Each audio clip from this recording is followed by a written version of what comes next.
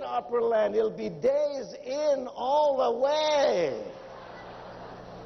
Gotta have profit. Profit is a wonderful word.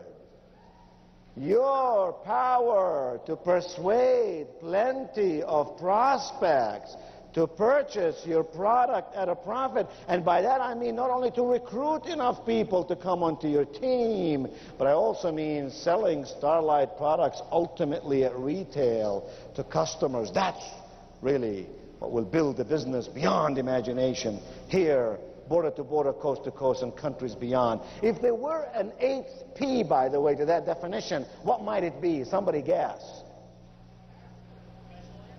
Yes, all these are good words. What? Very good. How about the word persistently? Does anything happen in this world if you don't really work at it persistently? Persistently, that's the key. If we're going to make something happen, we're going to make it happen day in, day out. I have a great sales manager friend of mine who lives in my home city of High Point, North Carolina, the furniture capital of the world. Whereas I speak to you today, some 80,000 people have come to our city from over 70 countries around the world. Furniture dealers and such to see the new furniture so they can sell it to you. Anyway, in my home city of High Point, North Carolina, this great sales manager friend of mine gathers his salespeople every Monday morning and he says, salespeople, this morning and today, when you go out calling on prospects, I don't want you sticking your foot in the door. I want you to stick your head in the door. That way, if the customer slams the door on your neck, you can keep on talking.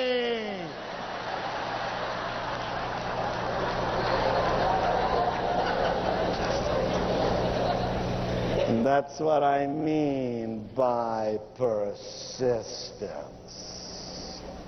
Your power to persuade. Did you notice in that definition, the word sell doesn't even exist? Did you notice that? Have you noticed that the greatest communicators in our world, the finest salespeople in our world, don't try to do something unto us? Instead, they invite us into their world with such persuasion that we want to buy what it is they have. You got to live your life, you got to walk the talk. You got to have the smile on your face, the twinkle in your eye. You got to use the product. You got to sell it to enough customers. You got to get enough testimonials, so that you really ultimately are working on your persuasion skills, not strictly on your selling skills. Now here's why people buy. There are 4 reasons why people buy, by the way, and I've put the first word of each one of them in your blank there. The G stands for gain. We buy something because we want to gain something. I buy alert because I want to gain something to make me feel better in my life. The G stands for gain. The F stands for fear. Think of why people buy insurance, for example. I used to have an insurance salesman friend of mine whose techniques were not necessarily techniques I would personally like. He sold like house insurance, fire insurance, and he would take customers in his car and he'll drive them down to a burned down house, and he would park across the street and he would say, look at that house. Those people, poor people, did not have insurance on their house. And he would close the deal every single time, you know. People will buy based on fear. My, oh my, fear is a big, big motivator. Now, the next one is P stands for pride. Pride.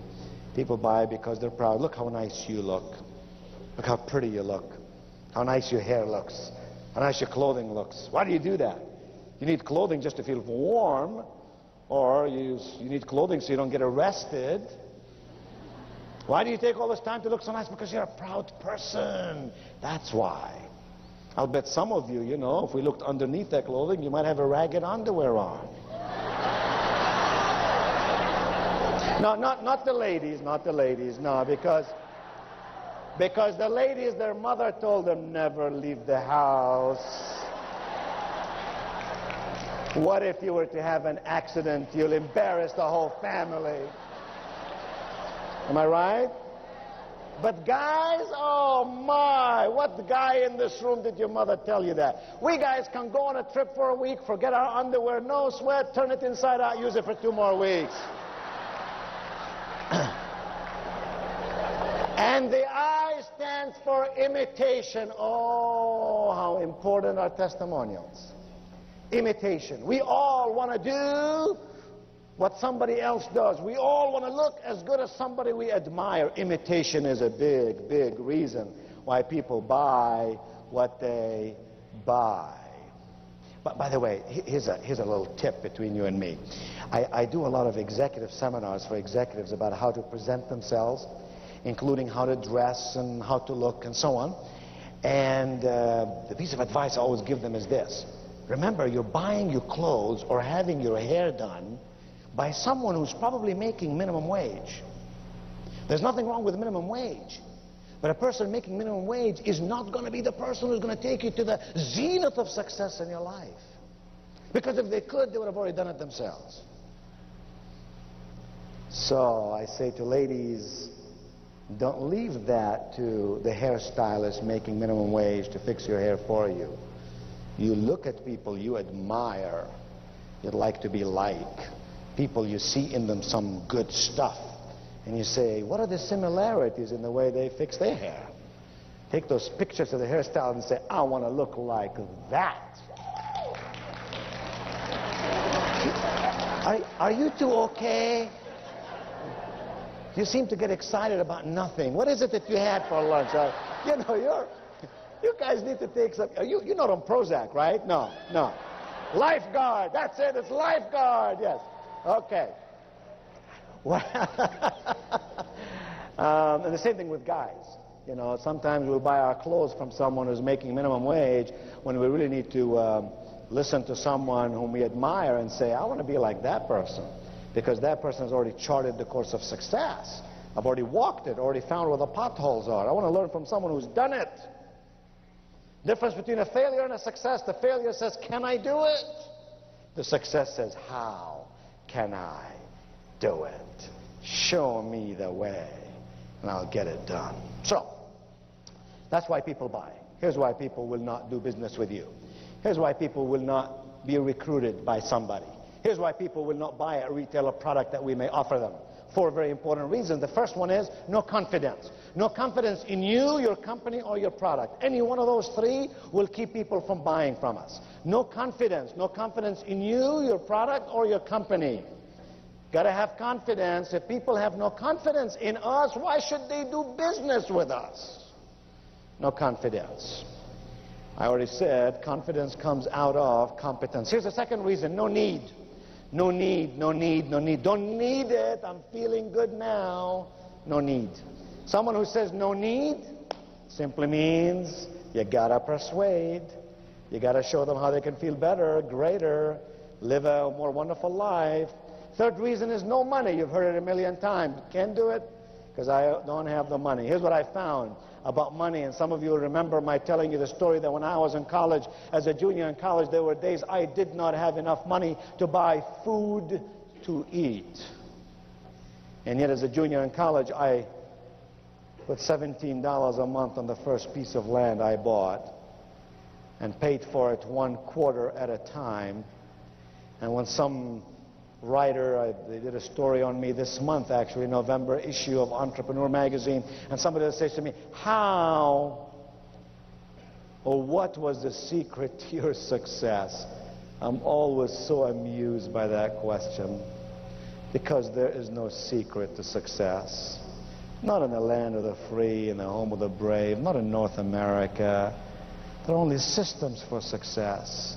Starlight didn't succeed because of luck.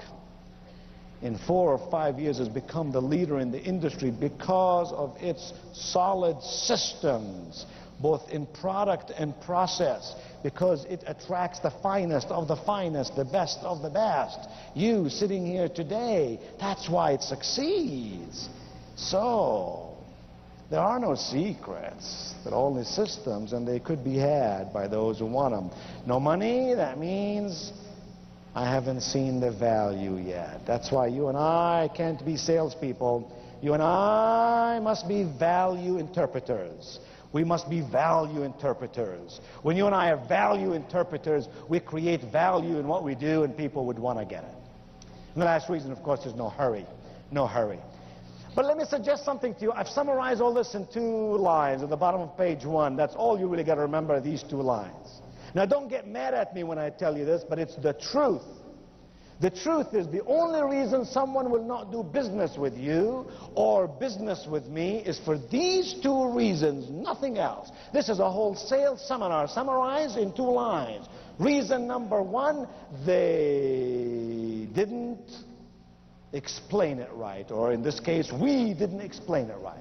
You did not explain it right. Because had you explained it right, they would have wanted to do business with you. They would have been recruited by you. They would have joined your team. They would have bought the products at retail. You didn't explain it right. You didn't touch their hot button. You didn't find what turns them on, what tunes them in, or what tones them up. Here's the second reason. They didn't believe you. They didn't believe you. You explained it right, but they didn't believe you. You got to explain it right, and you got to make sure they believe you.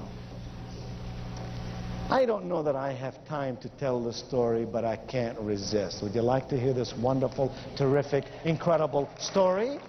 Okay. Well, you talked me into it, so I'll tell you the story.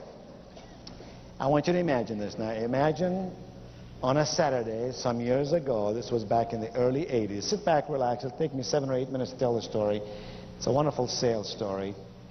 Don't worry about the workbook. Most of it you can read on your own. If we don't finish every page, we'll do it next time. Life is not a matter of quantity, it's quality that counts. So here's the deal. It was Saturday. I had blue jeans on, t-shirt. Hard to imagine me with t-shirt and blue jeans, isn't it? I drove my car over from High Point, where I live, to a neighboring city called Greensboro, North Carolina. Well, good. Then this story is going to mean something to you. I drove into a place called Pickard Imports, a car dealership that sells Mercedes and Volvos. I got out of my car, walked into the showroom. There were 7 salespeople there, all standing by the wall. Nobody bothered to talk to me except this one young salesperson. I could see all the other salespeople thinking to themselves, this young guy can't really figure out a good customer. He's obviously new. He's obviously inexperienced. And they were watching his activity. He came over to me and he said, hello, sir. How may I serve you today? I liked him already because most people say, can I help you? No, do I look like I need help? No, I don't need help, but serving, maybe I need something. I said, oh, well, I'm just looking around. He said, sir, let me just ask you a question. He said, sir, what model Mercedes do you own now?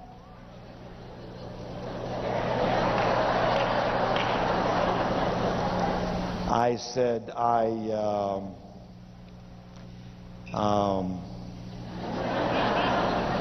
ain't got one.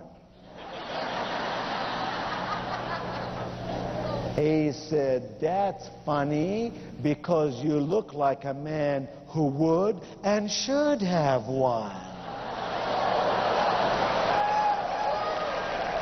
I was falling in love with the guy right there and there. He took 27 minutes to show me every model on the floor, let me kick all the tires I wanted to kick, showed me a 7-minute video, told me why a Mercedes is a car of style. It's not ostentatious like maybe a Rolls Royce might be in the city in which I live, how Mercedes would last forever, how Mercedes would be a great write-off. In 83, 84, we could ride over 7 years and then get another one. And at the end I said, I thank you very much, and I began to leave. He looked at me with pad in one hand and pen in the other and said, sir, may I have your name, please? Wow. A guy with a pad and pen is expecting some stuff. You better give him the stuff. I said, sure, my name is Wayne. and watch to see what he's going to do. A dumb salesperson would say, "Mister, would you repeat it?" I'd say, "Sure, man."